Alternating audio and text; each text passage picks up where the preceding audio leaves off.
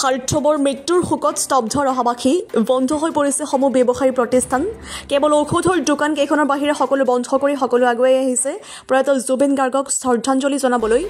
তেওঁৰ গীত গাই গাই সকলো দুখত ব্যাকুল হৈ তেওঁলৈ শ্ৰদ্ধা নিবেদন কৰিছে ৰহাবাসীৰ লগতে সমগ্ৰ দেশবাসীয়ে হাৰ্থবৰ মৃত্যুৰ শোকত স্তব্ধ ৰহাবাসী বন্ধ হৈ পৰিছে সমূহ দোকান প্ৰতিষ্ঠান কেৱল ঔষধৰ দোকান কেইখনৰ বাহিৰে সকলো বন্ধ কৰি সকলো আগুৱাই আহিছে প্ৰয়াত জুবিন গাৰ্গক শ্ৰদ্ধাঞ্জলি জনাবলৈ তেওঁৰ গীত গাই সকলোৱে দুখত ব্যাকুল হৈ তেওঁলৈ শ্ৰদ্ধা নিবেদন কৰিছে ৰহাবাসীৰ লগতে সমগ্ৰ দেশবাসীয়ে শ্ৰদ্ধাঞ্জলি অনুষ্ঠান পাতিছে আৰু আজি বিভিন্ন দূৰ দূৰণিৰ গাঁও আঞ্চলিক হিচাপে আপোনাৰ নামগাঁও কামগাঁও দীঘলীয়াতি দীঘলদৰী হাৰিয়ামুখ তেনে বিভিন্ন অঞ্চলৰ পৰা গাড়ীত ভূপেন হাজৰিকাদেৱৰ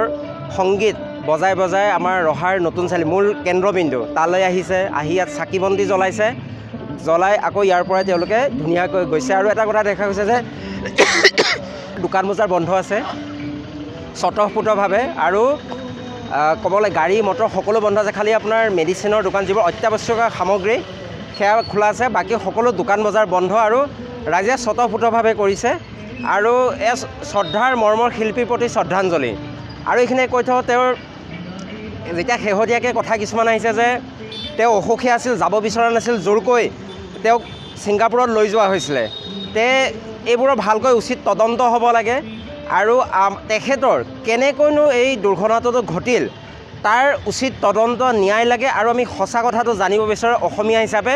আৰু যিসকলে জোৰকৈ ছিংগাপুৰত তেখেতক লৈ গ'ল অসমীয়াই কেতিয়াও ক্ষমা নকৰে আৰু তেওঁলোক মানে সাৱধান হৈ থকাটো ভাল